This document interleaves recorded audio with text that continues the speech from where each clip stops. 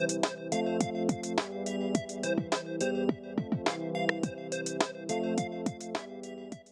future belongs to those who dare, those who will do extra. Hi, I'm Mark Croskery. Welcome to Business Live Extra, the program that looks beyond dollars and cents to the movers and shakers in business and the capital markets.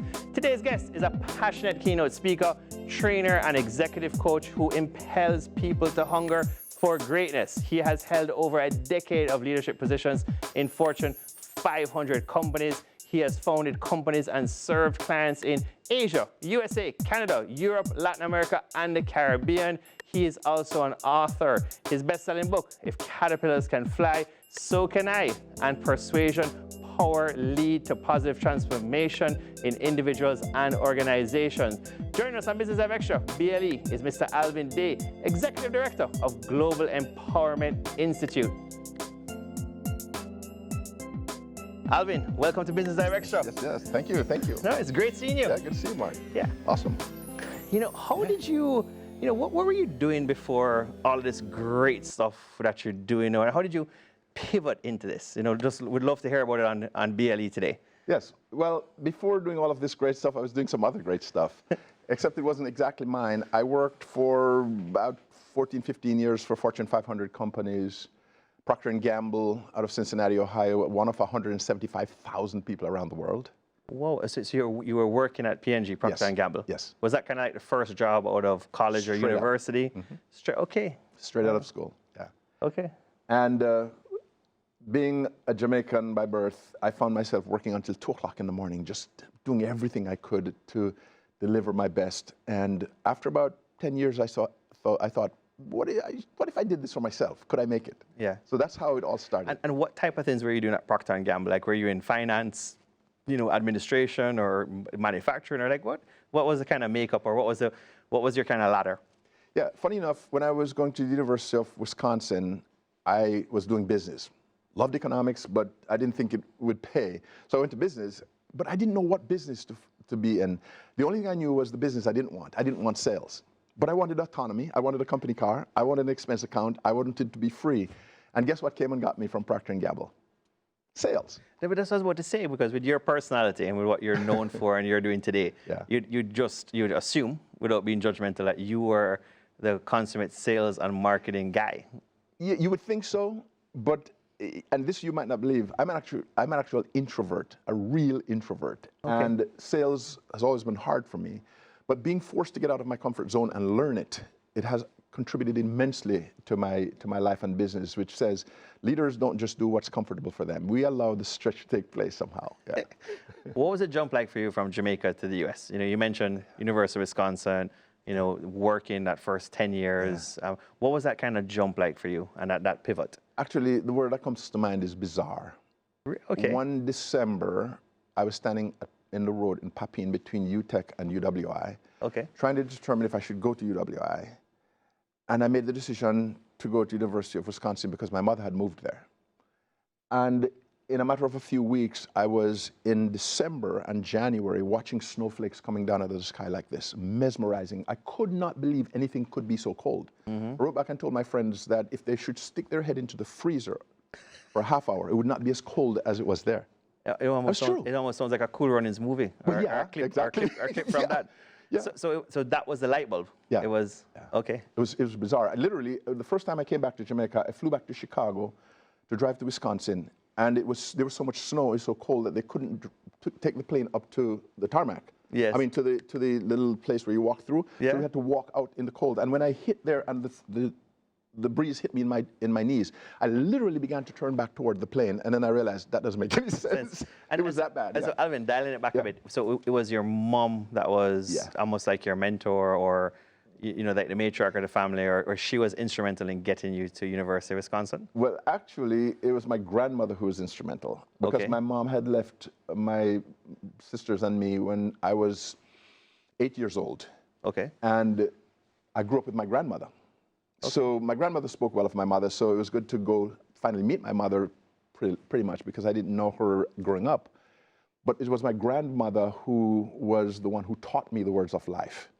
And then my mother, now I just went there because that's what I knew of America.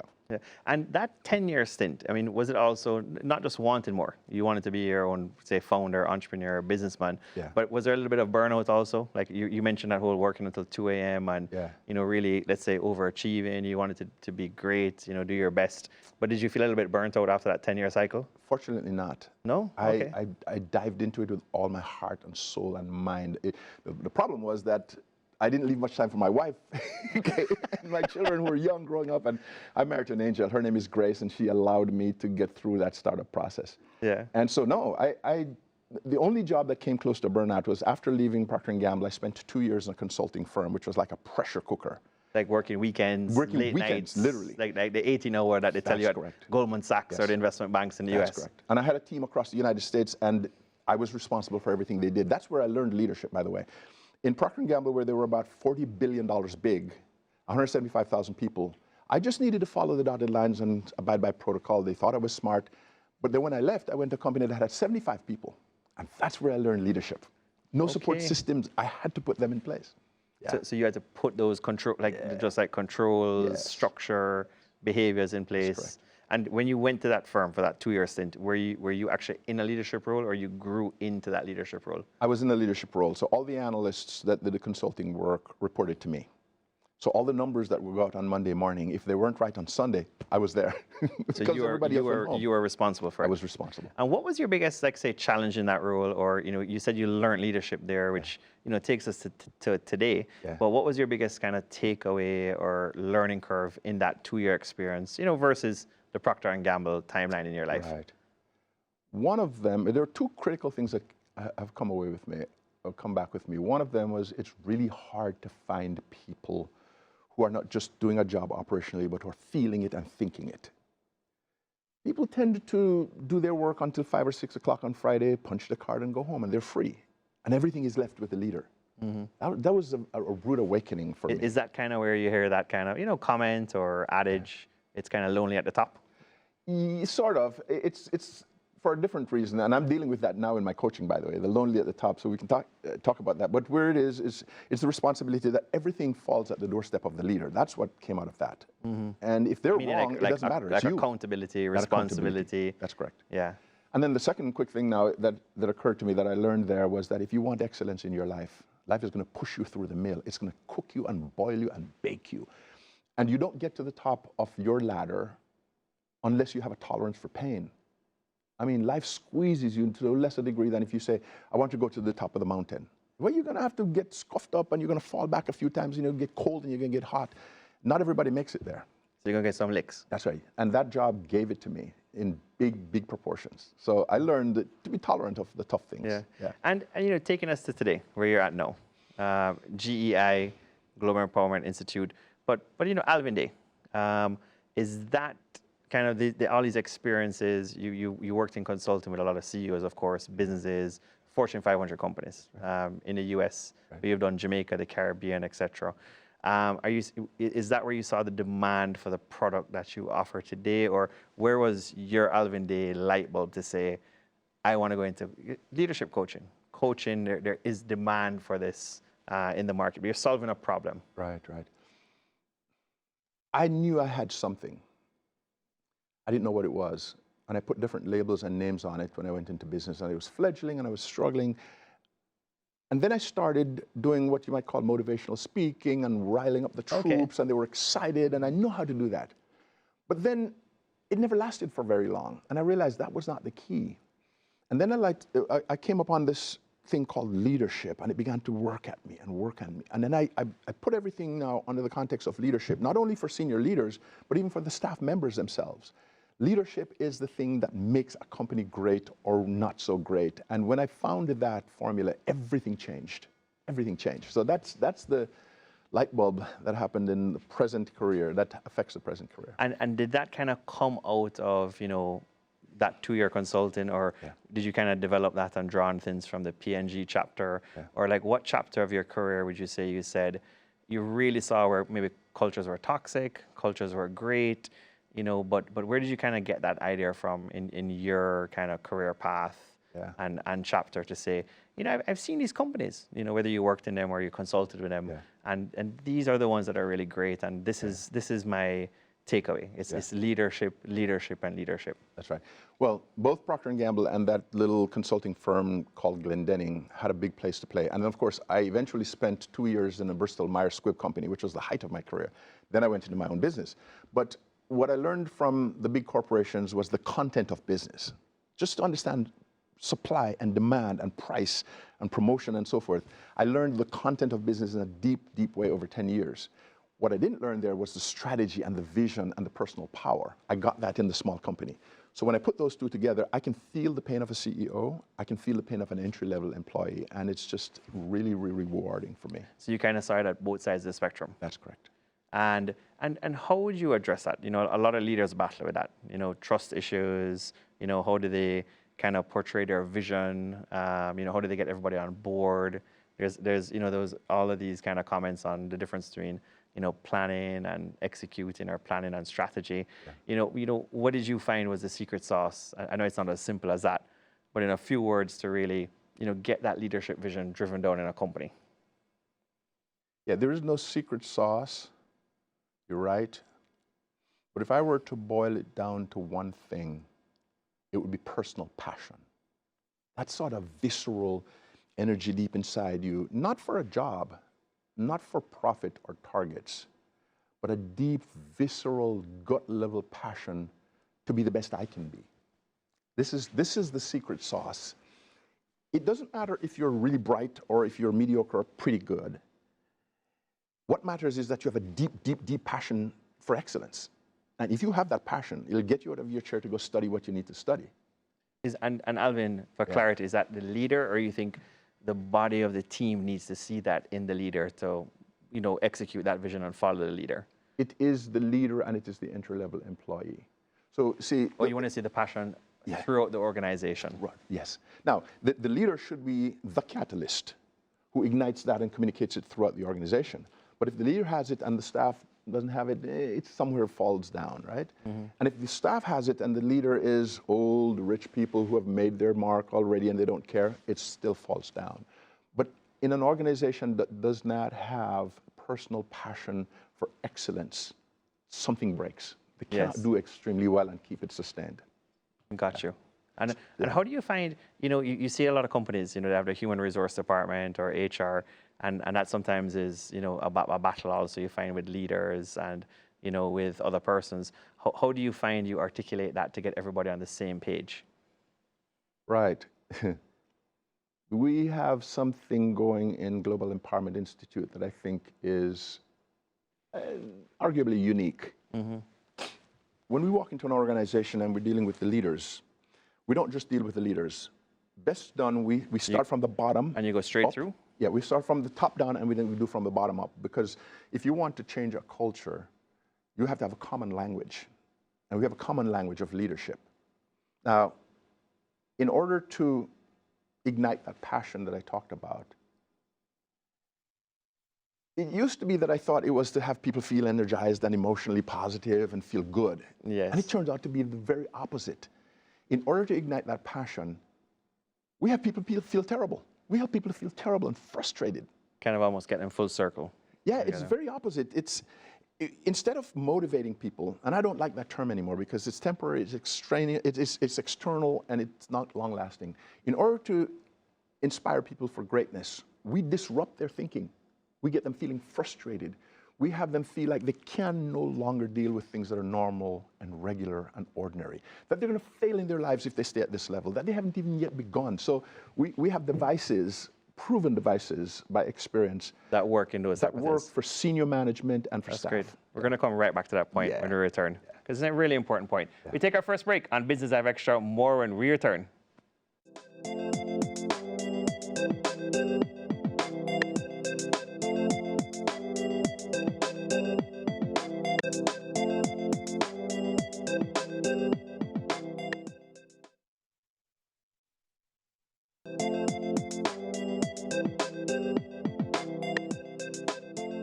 Welcome back to Business Live Extra. Global Empowerment Institute began in 1993 GEI is a premier leadership development company that empowers the people who produce the profits. The company is geared towards creating a gap that can only be filled through innovation and high performance.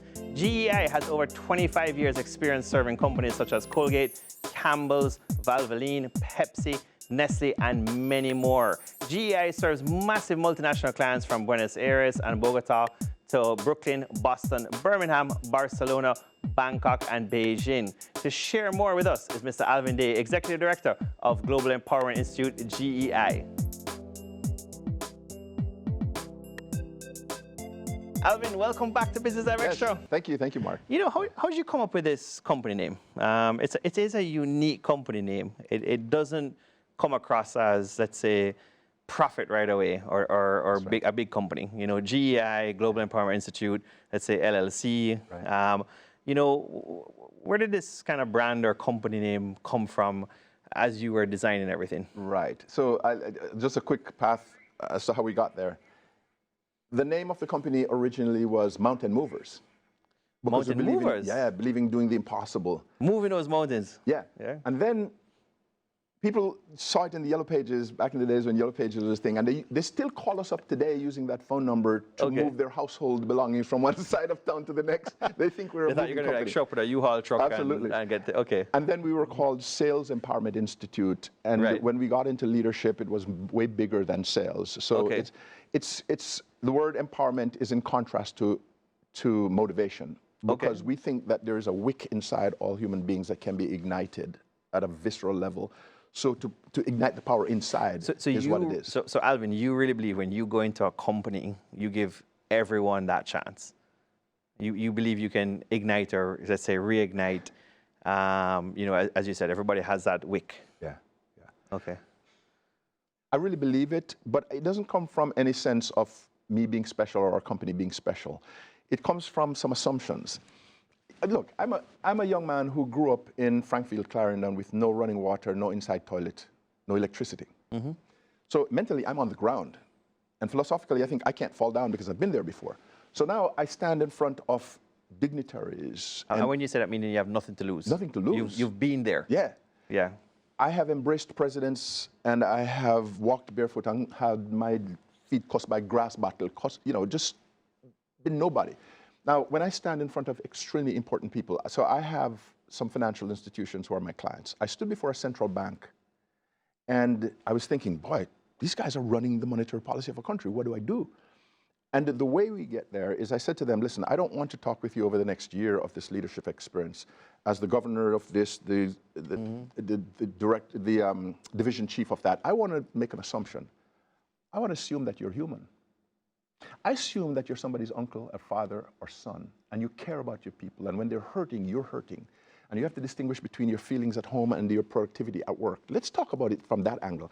And then it caused me now to feel like I can deal with them. So it is through treating them like human beings that gap can be bridged, and it works every time. So what I'm hearing from you, Alvin, is, I mean, you do create like a boutique relationship almost, or a relationship with your clients. Yes. And you can't, in a way, you keep it professional, but you create kind of a personal touch family relationship with them, so they trust you long term. That's correct. Right. Yeah. And you've expanded over the years. I mean, you know, you're US based, but also Jamaica based. But in the years you've expanded into Jamaica, you have some notable clients here. You know, banks, financial institutions, public sector companies. I mean, how has that been going? And how besides your roots being here, how are you able to kind of crack into the market? It's not an easy market to crack into. You know, how have you been able to crack into the market and be successful? And what type of programs are you offering? Right.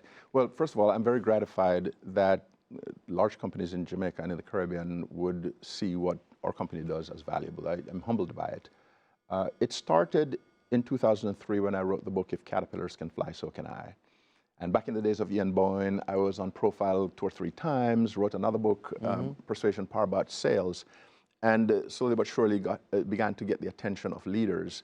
And they would ask me to come in and do a session to talk about those principles, and they grabbed people. Grace Kennedy hired me one Saturday morning to do a talk to their management group. And was that like an annual retreat or just a one-off? Just a one-off thing. One-off retreat. And the former general manager said to me, he said, I've never seen this before. He said, my people would normally be on the phone. They take breaks and go smoke cigarettes. Yes. And he said, every single one of them sat there. And at the break, they were back on time. He said he'd never seen it before. And one of the leaders came to me at the end. I was signing autographs. He waited till everybody was gone. And he said, Alvin, I set my sights on the top of this company. I'm pretty close to it. And something tells me I had my ladder on the wrong building. Because the things that you're talking about excellence and human life and worth and legacy, I missed some of that. And he was pouring out to me in a way that I didn't even expect. So when you get to that level, that's where you start igniting excellence. So in a way, your speech that day really touched the root of the person, or the wick, as you call it. So you find that, and that's where it is, Alvin. So you mentioned you started off in really motivational speaking, and then it gravitated towards leadership coaching. Right. And in the US, motivational speaking, huge business. I mean, besides personal gratification, but huge business. And the leadership coaching side now then kind of evolved from that. That's correct. Now, how are you able to, they always say sometimes in Jamaica in business, we're like, 10, 20, 30 years behind. Because in the US, you have companies like McKinsey and, massive companies doing lots of stuff. And they, charge large fees, they charge expenses. But in Jamaica, are you seeing where companies are valuing, let's say, your type of business coaching or advisory? Are you seeing that trend? I know persons would say many years ago, they just couldn't get a company to see the value. But from your experience and what you offer, are you seeing now companies are taking this more seriously for their staff, HR, etc.? Thankfully, yes. And I blame our business for not having been clear in articulating the value. CEOs are running a business. There's got to be return on investment. And if it's just making people feel good, okay, so that's nice. But for the CEOs to be able to see quantitative differences, measurable results to anything worthy, then they want to do that because they're in business to generate numbers. And I have been fortunate in having the companies in Jamaica stay right up there with the US pretty much. Now, we don't have as broad a selection of leadership resources, but the CEOs are quite visionary. See, here's one of the things that work. The work that we do helps to make the CEO's life easier. What do you mean by that? Make their targets, satisfy the needs of the analysts, deliver shareholder value, and rest better at night. Now, I didn't start with that grandiose mission. I didn't know enough, but it has evolved to be that way. Because leadership is a rope around a lot of CEOs' necks. They're brilliant. They know things. But if they have to do it by themselves, it's really heavy. Very stressful. Yeah. Now, what if the 10 or 12 people reporting to you took a part of that load and owned it? This is where we come in now. And when you say own it, meaning just take the initiative, don't keep pushing it back up to, call it, the boss's, the CEO's desk for every little approval. That's right. And so that's really one of the things you focus on, Alvin. That's correct. That's correct. Yeah. It is, first of all, now our circuit, our route is take ownership of your life. So it's very personal. Who are you? Why do you get out of bed every morning and come to this company with your executive title to do work? What is it about you? And when they are able to aspire to excellence in their lives, that easily translates to excellence on the job. So I have a client right now in Jamaica, and there's a woman there who is brilliant. She does the job like nobody else does. Yes. That's a problem. She hasn't taught other people to do the job like she does. And we have a metaphor in our business about the carpenter and the architect. She's extremely senior, extremely smart, but she's a carpenter. I see your point. And we're going to come right back to this point, because it's a dynamic point. Some may say, and it's a different point of view, but very important point of view you make. We're going to come right back to it, Mr. Alvin. We take another break on Business Live Extra BLE. More when we return with Mr. Alvin Day.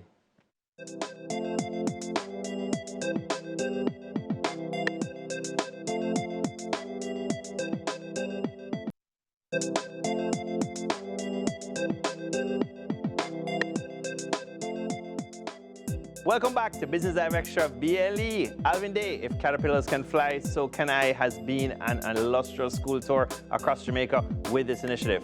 One of the brand ambassadors and influencers of the book and school tour program is Adrian Sasko. Today, we find out what led to this transformation of conducting leadership training in businesses, Fortune 500 companies, motivational speaking and seminars to now books, coaching initiatives for Jamaica's next generation. Is it a legacy project or something new? And more to expect from Global Empowerment Institute, GEI. Still with us is Mr. Alvin Day, Executive Director of Global Empowerment Institute, GEI.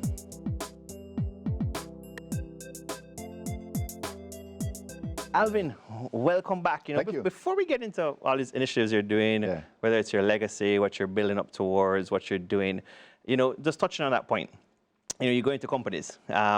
Some companies, they always would say, like with the Jamaica football team, everybody wants to be the star, and how do we get that teamwork going? And persons always talk about different examples, right? How to get teamwork going. When you see that in a company, you're just touching on it, and you're kind of highlighting it could be a risk or something of that nature. Yeah. How would you articulate or deal with something like that in leadership coaching? Where the boss, or let's say the vice president, is a star. They're doing everything. They don't want to give up any of their work to any other manager. They don't want to give it up to an assistant manager, which I'd agree with you is a massive risk. Yeah. That person goes on leave for a couple of weeks. The whole business could tumble down. Right. But a lot of companies, and I've seen it, a lot of companies, maybe globally, but in Jamaica, don't see it that way. Yeah. How do you, do people hate you for bringing that up? Do people love you for bringing it up? Or what happens in a scenario like that? Yeah. What happens in a scenario like that is that we often help the person to understand why it's a good thing to be able to share and to train people and to be replaceable, but it doesn't work. What leads a performer to hold and not want to tell everybody everything is a sense of scarcity and fear that I'm going to be replaced, that I won't have a job. We don't work on it that way. Yes. We work on the thinking. We disrupt the thinking and help them to see how much better off they are when they work themselves out of a job. And it's not by precepts. We tell stories. We tell simple stories of nature and my background and other businesses I've seen. So the essence of great leadership is not how well we do things. It's not operational. It's not tactical. It is of the mind. A great leader understands the human mind and knows the buttons to push. So we help them to understand how their people are feeling, how they're thinking, how they're perceiving, and if they want good, which buttons to push. Now, it's not some sort of mystical thing. It's just understanding basic human nature. So in order to get to where you're talking about, we need to help them understand better how the human mind works and then connect it to practical business work. But, getting to the point, how would you say you break through that ceiling? How do you get them, how do you get them to accept this point? Especially the person who is holding on to all the information. Let's say they're holding on to the financial statements, the Excel sheets, everything. And, they're saying, listen, I need this from you. And then, when those persons ask, I need this from you on the 10th, it's like never coming on the 10th. Right.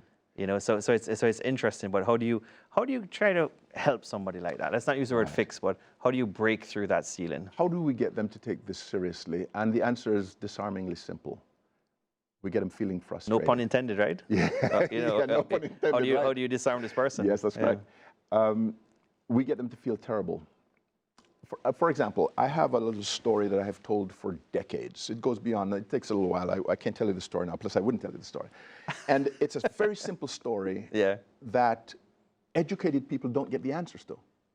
I pose a scenario, I ask them to explain how that scenario is possible, they don't get it. Literally 95% of the audience does not get this story because we're structured to think a certain way and we miss them, miss the answer. And children get that story very well.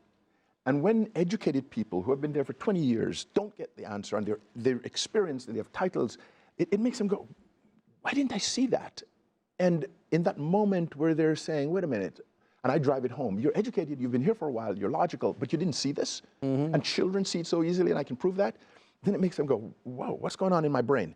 Now, in that moment of discontinuity, where they're challenging what they know, there's a little crack, a little fissure into which you can put information. So the reason why we like empowerment, the way we render it, is if you want to change the behavior of your team, don't just tell them what to do. They know stuff. They've got degrees. Disrupt their thinking. When you disrupt their thinking, it causes them to question. In that question, you can train them. So I'm saying to HR, don't just train people.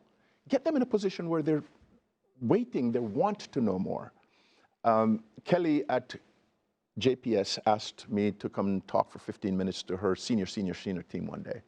She was a legendary CEO. Legend. She was a legend. I remember at that point, she just took the place by storm. Yeah, and I told my little story, and all but one person out of about 10 failed to get the answer, and I drove it home. And they were like, whoa. And I made a business application, and a gentleman in the executive team said to me, Alvin, what you just shared with us is very disruptive. Where do we go from here? And he was really concerned. And in a way, you're sharing, but it's positive disruption, very right? much so. Yeah. Very much so. So it's to create more value. That's correct. Positive for the company. Yeah. Yeah. So that's one example, but there are a number of myths that we learn in society and in school that I focus on and disrupt that thinking. And when the thinking is disrupted, people are willing to think differently. And Alvin, in your experience, right? Yeah. You know, in Jamaica, persons would always say, depend on your age, right? Yeah. You know, a team with pure Walter Boyds can't win. Yeah. Or everybody in the company wants to be Walter Boyd. Okay. But can there be a high-performance company where everybody's a star? Or have you found that that is always going to be a failure, where everybody's either holding on to the info or everybody's trying to please the CEO, everybody's trying to be the boss? What have you found? You know, in the US markets, you tend to find in that extremely capitalist culture, a Goldman Sachs, you know, having 10 Walter Boys is a great thing. Yeah. It works. Yeah. But what have you found in Jamaica, the Caribbean, from your experience? Because there's not many business cases out there, even at the university, or many business cases at the CXC level that really probably go into this type of, you know, leadership coaching business. Right. It's kind of live and learn. That's right. Take some losses, some hard knocks. But what does mean you're on the ground, you're seeing it? Right. So first of all, you're right about that. One of the things that one of our mantras is we teach leaders things not taught in schools that are required for great leadership. Yes. So you're exactly right. Schools don't necessarily teach what you need. The thing that we do is we help the organizations to operate as a team. Now, when you talk about everybody being stars, it depends on how you define star. Because on a football team, if you're the best defense, you don't have to score goals to be the best defense. Mm-hmm. So we help people to focus on their strengths and what they're there for. Like back office, front office. That's correct. Okay. So you're a star when you deliver the best operation in your scope, your area of the business. And for the company to see that and celebrate it will nurture that stardom. So in other words, we have companies where the people in the back office, as you just said, they never get to go to the big meetings. They never see the clients. Yes. They never get a window to see anything, and they feel unappreciated. But their work causes the sales and the marketing organization to get all of this glory. So they feel like those guys are stars and we're not. Right. So for staff engagement, which is our bottom up, we need to lift them and build them and give them part of the credit for what's done on the outside. Got you. Yeah. And so sometimes you find it's better to have stars in different, let's say, domains or different parts of the office. They're not going to hit heads necessarily. Yeah, yeah. If you're clear about your purpose and your role, you can be a star there, and the heavens filled of billions of them. They all have a space. Yes. You know, so it's not, stardom is not like the star in a movie. Right. That's a bad metaphor. Stardom is all the people together giving light to the company. Yeah, all shining. I got you. Yeah. And how do you go about, I mean, at the end of the day, you have to generate revenue, profitability for Global Empowerment Institute. How do you go about actually pitching to try and get new business? You know, how do you go about getting sales leads and, you know, talking about business for go about getting new business? Is it word of mouth primarily as a service company, or do you actually go out there and do pitch decks, do pitches? But how does Alvin Day go about saying, listen, this is the business I provide, this is what I do, I'm a change maker, I make great CEOs? I mean, how do you do that, Alvin? Well, there are two things. One of them is, first of all, we never advertise. You don't? Never came up with advertising. So you're not like on social media, a sponsor that popping up with a picture of you saying, I'm going to make a great CEO. Yeah, I'm not a good social media person. I've hired companies, and so we don't advertise. We have a presence, but it's fledgling. It's 100%, first of all, 100% word of mouth. It is word of mouth. 100%. So you do a great job for a bank in Jamaica, and the bank says, listen, whether it's Jamaica Bankers Association, I got a friend, but in other words, you got to use this guy. That's right. And then the other thing that helps is results. Results. I give you an idea. I was working with the Valvoline company, and I had a process engineer, brilliant man, named Dr. George Zhang. And we began to do this 12-month leadership package, because I have this curriculum of 12 to 36 months of leadership subjects not taught in school. So we're going through this. And about the third month, after we do group sessions with them and do one-on-one coaching, he came to me and he said, Alvin, I don't know what's happening. I said, what do you mean? Yes. He said, yesterday my manager was walking around the halls with a piece of paper looking for me. He found me and promoted me. He said, George, there's something different about you. And I thought, the only thing different is these courses because you've destroyed everything my parents taught me. Right. They said, come into the company, don't ruffle any feathers, don't rock the boat, and you're telling me that I have purpose and passion, and I can be a rules breaker and a rules maker. And so you get him a whole different perspective. He said, I've never thought that way in my life. Now he said, I got a promotion, a budget, and a department. My wife says there's something different about me, and she loves it. I didn't inquire. Yeah. So it's getting to here and here. And oh, by the way, the last thing is, he documented as a scientist that he was saving the company $2 million per year because of one idea that came up. No, I want to come back to that point on how you get the quantitative, you know, with the good feeling stuff. We're going to come right back to that, Alvin. We take another break on Business Live Extra. More with Executive Director of Global Empowerment Institute, Alvin Day, when we return.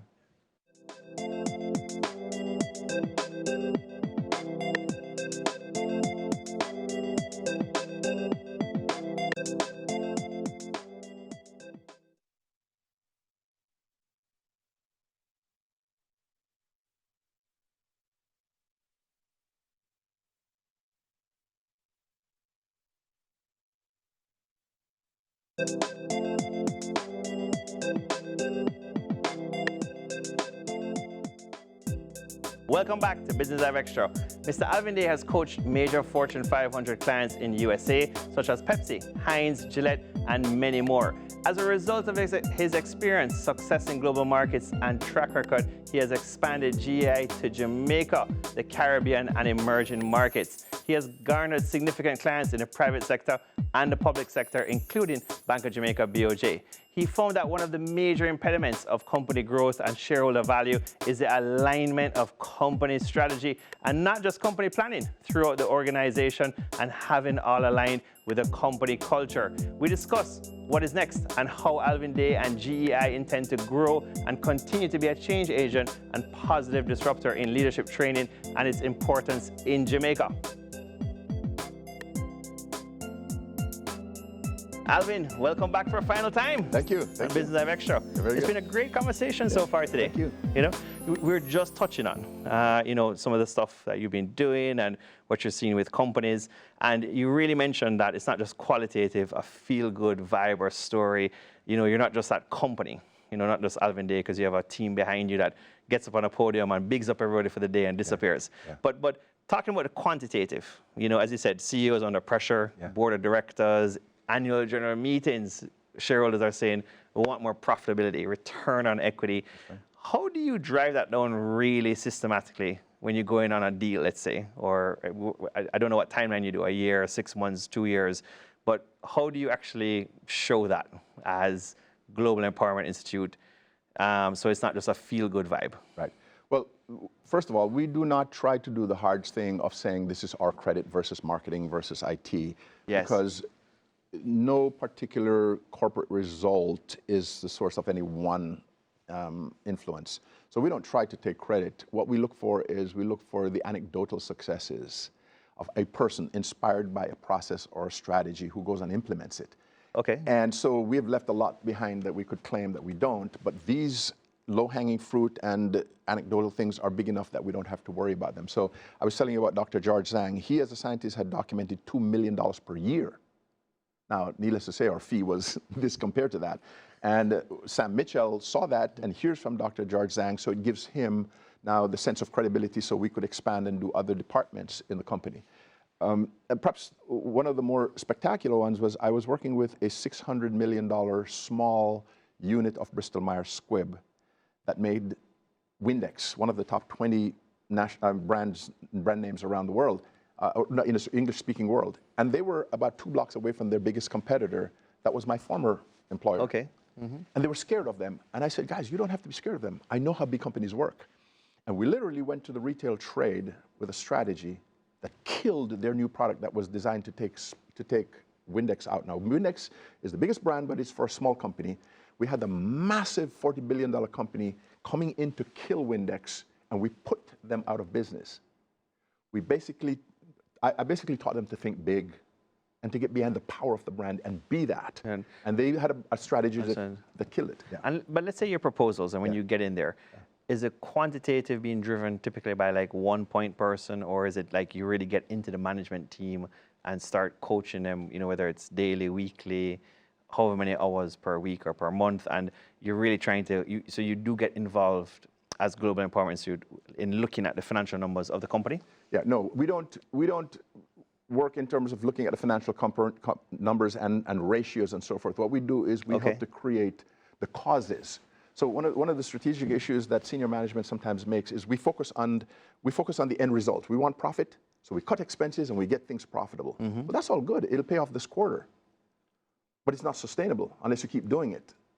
What we focus on is the causal factors, such as the sense of daring and vision and strategy in the leaders, the spirit of innovation and engagement of the staff, and then we watch for effects and we gather those effects. So yeah, we're not doing the financial analysis, we're contributing to it by inspiring the people with knowledge. Again, not motivation, with knowledge about how to deal with things, so that they can now be coming with 100% of their power to produce the numbers. It's a real collaborative team effort. I mean, nobody believes you're kind of interfering, let's say, with management or can use that against you. It's really a teamwork effort. Right. So you're really powering them up. Yeah. And part of it, for example, is the management is under stress. Certainly, nobody would argue with that. CEOs are under stress. I had a client in a financial institution. He came to me, sat in a one-on-one one morning and said, Alvin, I feel like I'm out of control. I said, what do you mean you're out of control? He said, I have 35 business units reporting to me and I feel like I'm useless. He said, every morning I go with my 3 to 5 things to get done. I don't get any of them done because I have 35 people waiting for me to put out their fires. So he or she are just getting like 35 calls a day at minimum. Issues. Yeah. And when we were done talking about strategy and management and leadership, he walked out with a piece of paper where he had grouped all his 35 into 5 groups. And he said, now, I don't have to manage 35, I can manage 5. Now, that may seem simple, but in the absence of it, under daily pressure, a lot of managers just freak out and they're not doing what they are capable of doing. So sometimes it gets to that sort of tactical, operational, how do you manage a business that's bigger than you? So sometimes, Alvin, do you find that you almost are helping them with business strategy as well, not just business coaching? Yeah. It gets, it gets more, I was going to use a different word, but it gets simpler than that. I have right now about 5 senior managers who have one person of interest that they cannot manage, who they cannot manage. Whatever I do, I cannot manage this person. Yeah. And it takes up a lot of bandwidth. And sometimes I give them the language for how to talk to the person. Because we're taught to go after targets, but we are not taught how to enroll and engage people. So and sometimes it's that simple. So in a way, really, in a nutshell, and I've seen this, you really are like a motivator for a CEO. Sometimes the greatest CEOs have no one to talk to. Or call it persons in a leadership team. There's that. They get lonely, and in a way, they're going to bounce things off of you for however long that is. They maybe can't do it to a board member. They can't do it to a manager. I mean, there is value in that. There's a cost for that. But in a way, would you say, you become almost a motivator for the CEO? Well, there are 2 things. That's one of them. The stress that they can't share with their manager because they're afraid the manager will look down on them. They can't share with their peers. Or maybe the manager might take the job. Yeah. There are things that make you lonely because you can't share them as a senior executive. Yes. When they trust me, they share with me, and I give them constructive results, constructive ideas. So maybe I say, I was in Beijing working with Ashland Chemical, and they have a different culture, but they look at it from this angle. Right. And it helps them to see a different approach. So there's that, but there's also actual practical business skills that are not taught in schools, like public speaking. Yes. Schools try sometimes. But not really, yeah. Yeah. So we talk about if you stand in front of 100 people to charge them with a mission and a vision of something you want to do to plant a flag and take it in the market, if you don't know how to present, then at the end they may think you talk down to them. Yes. It's extra work. But if you know how to present effectively to reach people here, not just here, at the end you have 101 people who now want to go to plant the flag. So it's about how to get your people in a visionary state and aspiring to going in that direction. Yeah. Now, jumping a bit, right? How in the world did you get Agent Sasko to do this song, for the book, etc., and then Coffee's on tour with you, doing schools, and what is this all about? Is this actually a part of Global Empowerment Institute, or this is more Alvin Day giving back to Jamaica, legacy project, and what's the whole theme and kind of what are you doing here? Yeah. Well, I think the thing that holds it together is Coffee is an amazing young lady. She feels for the people. And she's doing what in Jamaica we'd call up, full, and right songs. Agent Sasko is an amazing man. He feels for the people. And because I am the same way, it's easy for us to talk and say, how are we going to contribute to the guy on the street who doesn't have the money to go to the big schools? So we're doing individual things, and we decided to just collaborate, Agent Sasko and I. So he wrote this song, it became a hit, and now he's thinking about writing more. Coffee a few weeks ago, she and I went to St. Mary all across the backside of Jamaica, and we were inspiring. I was talking to the students about my life. She was singing to them, and it was kinetic. We started a fire in those schools. So it's just giving hope. When I had no respectability. So it's more kind of, you know, Alvin Day legacy. Yeah. I mean, of course, I mean, you give out the books. Yeah. I think. Do you still give out the books at some of your, you know, kind of retreats or conferences or to business leaders to assist business leaders? Yes, and business leaders and educators, because we're also trying to change the life of the future, which is the children. So we gave the Ministry of Education 26,000 books. All teachers have access to it. Amazing. And then for business leaders, they sometimes buy a busload of them and give to all their employees and so forth. But it is just trying to get here to give people equal access to the wealth of the nation. No, it's fantastic. You know, they talk all about corporate social responsibility, and you are doing it as Alvin Day and GEI.